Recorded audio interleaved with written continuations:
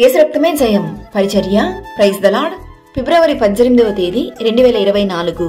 ఈరోజు దేవుని వాక్యము, ఈ కడవరి మందిరము యొక్క మహిమ మునుపటి మందిరము యొక్క మహిమను మించునని సైన్యములకు అధిపతియగు యెహోవా సెలవిచ్చుచున్నాడు.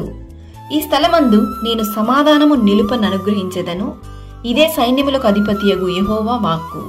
హగ్గయి 2వ అధ్యాయం 9వ వాక్యము.